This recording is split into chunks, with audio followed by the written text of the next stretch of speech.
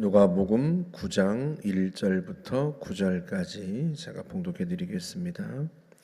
예수께서 12제자를 불러 모으사 모든 귀신을 제어하며 병을 고치는 능력과 권위를 주시고 하나님의 나라를 전파하며 앓는 자를 고치게 하려고 내보내시며 이르시되 여행을 위하여 아무것도 가지지 말라.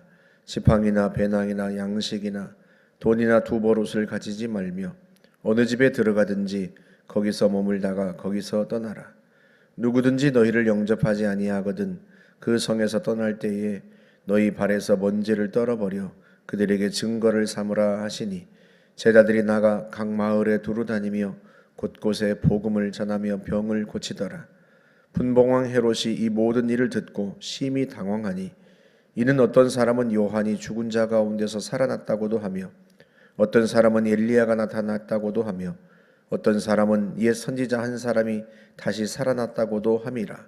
헤롯이 이르되 요한은 내가 목을 베었거늘 이제 이런 일이 들리니 이 사람이 누군가 하며 그를 보고자 하더라. 아멘. 예수님께서 12제자를 전도 여행에 파송을 하십니다. 오늘 새벽 5시에 우리 청년들이 대만으로 선교 여행을 떠나는데요. 곧 좀 있으면 이제 비행기를 타겠죠. 주님께서 12제자를 불러 모으시고 전도 여행에 보내시는데 첫 번째는 권위와 능력을 주셔서 보내세요. 복음을 전하러 보내실 때 주님께서 그냥 보내지 않으십니다. 귀신을 제어하고 병을 고치는 능력과 권위를 주어서 보내셨다. 두 번째는 보내시는 목적이 있죠. 복음을 전하게 하시기 위해서예요. 두 번째 2절에 보면 하나님의 나라를 전파하며 앓는 자를 고치게 하려고 보내셨다. 그리고 세 번째는 당부하시기를 아무것도 가지지 말고 가라 하고 말씀하세요. 주님이 보내실 때 그냥 보내지 않고 능력과 권위를 주신다. 여러분 이건 우리도 마찬가지입니다. 제가 전도팀을 위해서 기도할 때는 그렇게 기도를 해요. 현장에서 기도하면 병이 낫고 역사가 일어나게 해주십시오 하고 기도합니다.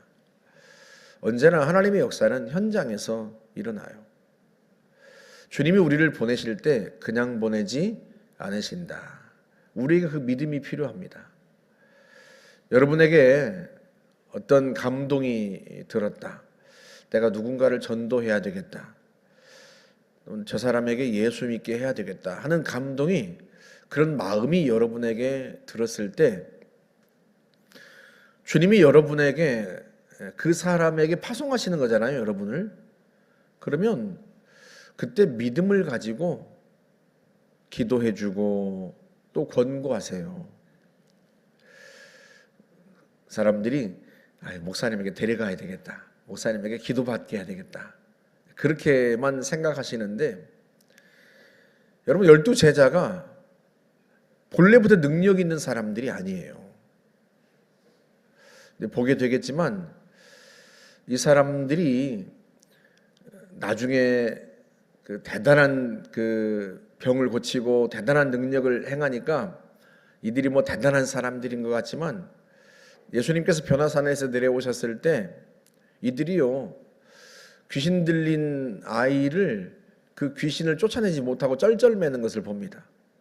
그러니까 능력은 누구에게 있어요? 주님께 있어요. 주님께. 우리가 본래 능력이 있어서 주님이 우리를 파송하시는 게 아닙니다. 능력의 원천은 주님이세요. 그 주님이 보내실 때는 그냥 보내지 않으신단 말이죠. 그러니 내가 누군가에게 복음을 전해야 되겠다, 또는 내가 저 사람을 예수 믿게 해야 되겠다 하는 감동이 들 때는 주님이 그냥 보내시지 않는다. 그러니 그 사람을 위해서 그 자리에서 기도해 주시면 돼요. 만약에 그가 어떤 어려움을 겪고 있다, 재정적인 어려움을 겪고 있다, 또는 병이 있다, 또는 무슨 관계의 어려움을 겪고 있다 했을 때 그를 위해서 기도해 주세요. 역사는 누가 하세요? 주님이 하십니다. 주님이 하세요. 주님이 우리를 누군가에게 보내실 때는 주님이 역사하시려고 보내시는 거예요. 본래 우리에게 능력이 있는 게 아니라 주님에게 능력이 있고, 능력의 주님이 우리를 누군가에게 보내실 때는 그냥 보내지 않으신다. 그것이 오늘 전도에 파송하실 주님이 전도에 파송하시는 이 본문에서 우리에게 주시는 첫 번째 교훈입니다. 두 번째 교훈은요, 복음을 전하게 하기 위해서요. 하나님의 나라를 전파하고 앓는 자를 고치게 하려고 주님이 그것 때문에 보내신단 말이죠. 그러니 우리가 그 주님을 전해야 합니다. 예수님을 구구절절 잘 설명하지 않아도 괜찮아요. 예수 믿으면 네 인생이 변한다. 예수 믿으면 네 모든 문제가 해결된다. 예수 믿으면 주님이 너의 인생을 책임지신다.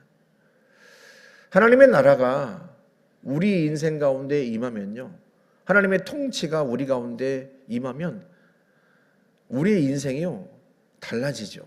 그러지 않겠습니까? 내가 내 인생의 주인일 때는요, 사실은요, 내가 내 인생을 내 마음대로 핸들링하지 못해요.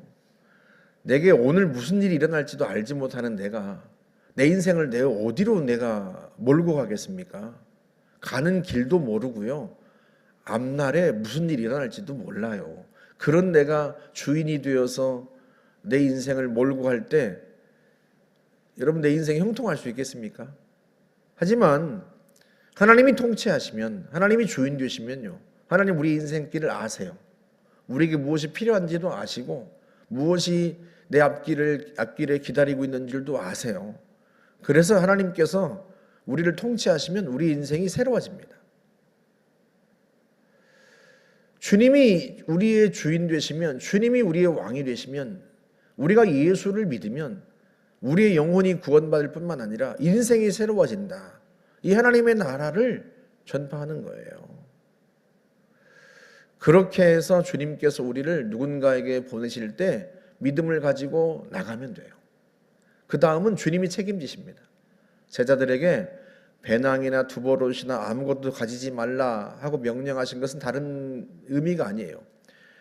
모든 건 내가 책임질 테니까 염려하지 말고 가라, 그런 의미예요. 그 당시 제자들이 마을들로 들어간단 말이죠. 복음을 전한단 말이죠. 이게 며칠씩 갔다 오는 길이에요. 그러면 아이고 어디에서 먹고 자나, 그런 걱정할 필요가 없다. 왜?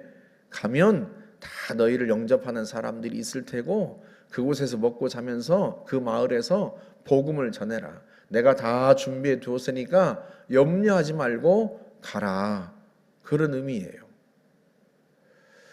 여러분, 우리도 주님이 우리를 누군가에게 보내실 때 주님이 다 책임지십니다. 그러니 염려할 필요가 없어요. 주님이 감동 주시면 우리는 순종하면 돼요. 여러분, 주님께서 우리에게 말씀하시는 것인지 아니면 그냥 내 생각인지 그건 어떻게 안다고 그랬죠? 순종할 때에만 알 수 있다고 그랬죠. 저 사람에게 내가 나에게 복음을 전하라고 하시는 건가? 이게 주님이 나한테 말씀하시는 건가? 아니면 그냥 내 생각인가? 그걸 알 수 있는 것은 순종할 때 알 수 있다고 그랬잖아요. 내 마음에 드는 감동에 순종해서 그 사람을 찾아가 보고 전화를 걸고 그렇게 해서 그를 위해서 기도해주고 그렇게 하면, 순종하면 이게 정말 성령이 역사하시는 것인지 아니면 내 생각인지 알 수 있습니다. 그리고 복음을 전하는 것은요, 그걸 구분할 필요가 없어요. 왜? 내 마음 속에서 내가 저 사람을 예수 믿게 해야 되겠다 하는 마음이 드는 것은요, 그건 다 주님이 하시는 일이에요. 영혼을 구원하는 것은 다 주님의 역사예요. 다 주님의 역사예요.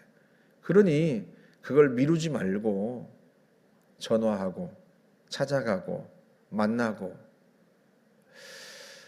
그렇게 해서 얘기를 나누다 보면 주님께서 왜 이 사람에게 찾아가게 하셨는지 다 이유가 있고 드러납니다. 그럼 우리는 주님을 믿고 그를 위해서 기도하고 예수의 이름으로 선포하고 나머지는 주님이 하세요. 주님이 책임지시고, 오늘 본문에도 보면 제자들이 6절에 각 마을에 두루다니면서 곳곳에 복음을 전하며 병을 고쳤다 했는데요.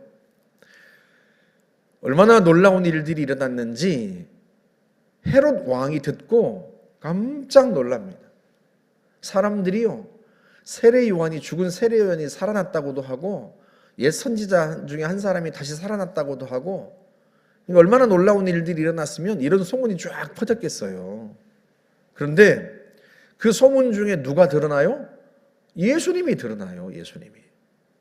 제자들이 가서 복음을 전하고 병을 고치고 귀신을 쫓아내는데 예수님이 드러나요.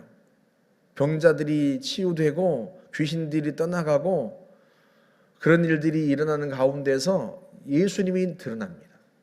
그래서 헤롯 왕이 예수님을 한번 보고 싶어 해요. 도대체 어찌된 일인가? 그가 누군가 해서 보고 싶어 할 만큼 예수님이 나타납니다. 우리가 주님의 명령에 순종해서, 성령의 감동에 순종해서 누군가에게 찾아가고 예수 믿게 하고 그를 위해서 기도해주고 권면하고, 이 모든 과정 속에서 누가 드러난다? 예수님이 드러난다. 주님이 살아계시고 주님이 역사하고 계신다는 사실이 드러납니다. 제자들도 놀라고요, 복음을 전해 들은 사람들도 놀라고요, 그 소문을 들은 사람들도 놀라고, 여러분 우리도 놀라게 될 거예요. 우리가 순종해서 누군가에게 복음을 전하면 그 가운데 일어난 역사를 통해서요, 우리도 놀라고 그도 놀라고, 주님이 살아계시구나, 하나님이 살아계시구나 하고 우리가 알 수 있습니다. 김삼선 선교사님이 독일에서 공부하다가 어느 날 성령께서 감동하셔서 러시아로 가라, 카자흐스탄으로 가라 하고 감동을 하신 거죠. 박사학위를 하고 있는데 신학생에게 소련이 해체되고 문호가 개방되니까 주님이 감동하신 거죠. 그 감동을 따라서 박사학위도 다 마치지 않은 채 카자흐스탄 알마티 수도로 비행기를 타고 떠난 거예요. 거기에서 복음을 전하는데요, 러시아 말도 할 줄 모르잖아요. 통역을 앞세우고 복음을 전하는데요, 자기가 평생 예수 믿고 신학교 다니고 전도사 사역하고 할 때는 단 한 번도 나타나지 않았던 일들이 그 카자흐스탄에서 일어나는 거예요. 귀신들이 떠나가고 사람들이 병이 치유되고 자기도 놀라고 카자흐스탄 러시아인들도 놀라고,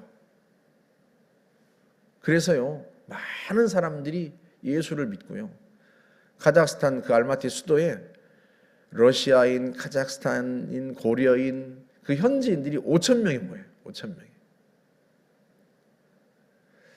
주님이 보내실 때는 그냥 보내지 않으신다. 능력과 권위를 주시고 복음을 전하게 하시는데 예수 그리스도가 살아계심이 드러나고 나타나고, 여러분 이게 우리의 삶의 현장 속에서 일어나야 하는 일들입니다. 그러니 여러분의 마음속에 주님께서 누구에게 가서 복음을 전해라 하는 그런 감동이 있거든, 내가 저 사람에게 가서 예수를 전해야 되겠다라는 감동이 있거든, 순종해서 가서 기도해주고 사연을 듣고 예수 믿게 하면 주님이 역사하시고 여러분을 통해 주님이 드러나실 줄 믿습니다. 함께 기도하겠습니다. 좋으신 하나님 감사합니다. 주님이 어느 때 우리를 누군가에게 보내시면 하나님 아버지, 우리가 순종하여 나아가서 그를 만나고 복음을 전하고 기도해주고 하나님이 역사하시기를 간구하겠습니다.